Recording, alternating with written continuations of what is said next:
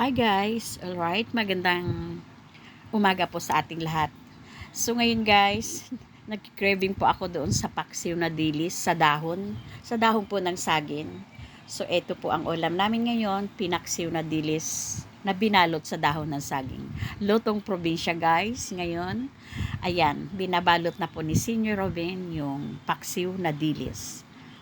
Yes, siya po yan, yung gumagawa. Yes. Ano lang yan, nilagyan niya ng siling pangsigang, and then may bawang, may luya, asin, talagang organic.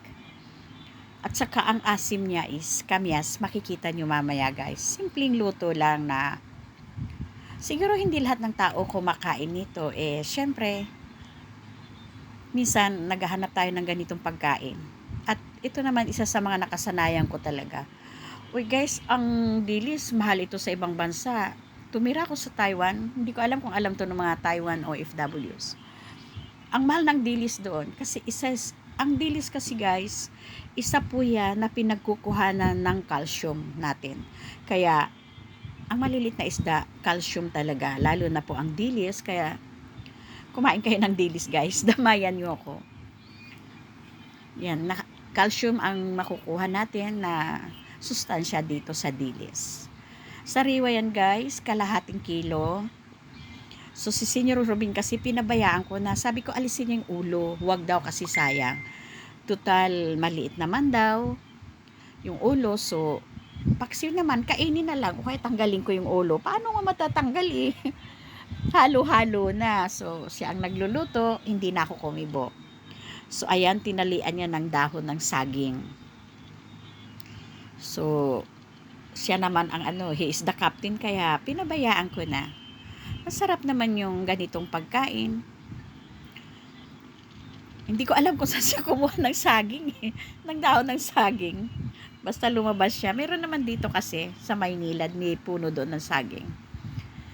Kasi sariwa talaga yung saging, inano niya pa o sinunog sa apoy yung saging.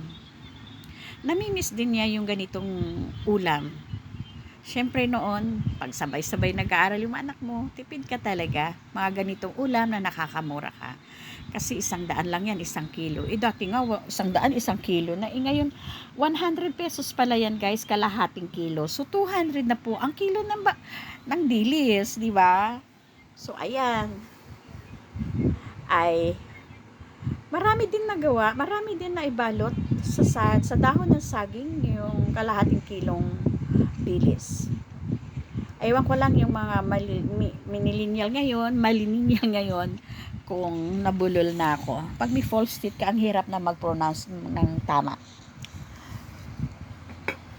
Kung kakain sila, ito talaga for sure kami ni Senior Robin. Ang talaga niya ng ulam namin. So, inaantay ko lang yan. Sabi ko nga magda-diet na ako, kagaya ng sinabi ni partner na kainin mo lahat, partner, huwag lang kanin. Kaso nga, partner, pag ganito yung ulam mo di ba? Ay, for the go talaga yan. Kakain talaga ako niyan. Pero hindi ako nagkamay partner, kasi madadamihan ako ng pagkain. So, kinontrol ko din yung rice ko para hindi ako makakain. Kasi pag nagkamay ka talaga, baka pati dahon makain ko ay char. Hindi, ayan, nakabalot na. So, ayan. Kumulo man siya, hindi lalabas yung dilis sa saging kasi tinali niya pa, baka makatakbo. Yes. Ayoko naman guys mamigay kasi nakakahiya. Talagang, pag sanay ka kumain sa mga ganitong klaseng pagkain, nahanap-hanapin mo talaga.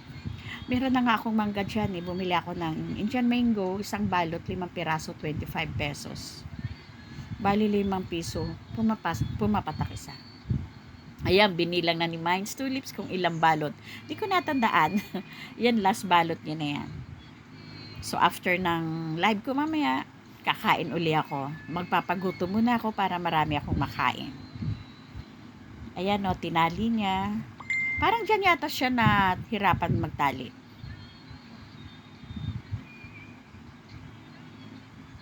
Dyan. Ay, hindi. Parang ang dali niya natapos. So, ayan po yan, tapos na guys. Ngayon, ilalagay niya na yan sa kawali para pakuluan. Kumulo man yan guys, Hindi, kaya timplado na siya eh. Ayan guys, so yung kamyas, miloya, ayan, nilagay niya na yung dilis na nakabalot sa dahon. Hindi na ako nakialam kasi kayang-kaya niya naman, kayang-kaya naman gawin niya. So, ako na lang nag-video. Yeah. Ilan nga yan? Hindi ko nabilang eh. Kung ilan. Tingnan nyo guys ha, bilangin nyo kung ilan yun. So, ayan na, kumukulo na siya. Alright, for the good na talaga yan guys. Gutom na ako, nagkape lang ako. Ang sarap nito, baonin mo sa tabing dagat, tapos may kanin ka. Nakadahon. Diyos ko, ang sarap. Solve lahat yung gutom mo. Baka nakalimutan mo yung mga problema mo na. So, ayan, kumulo na siya guys. Ayan, kumakain. Ang kumakain dyan, ayan yung sabaw. Ang sarap yun guys, kasi may katas siya ng dahon. So, si Senior Robin unang kumain. Sulok. Paano mo mapipili yung ulo dyan? Diba? Kakainin mo talaga lahat. And, thank you very much for watching guys. Till my next vlog. My simple vlog. Bye!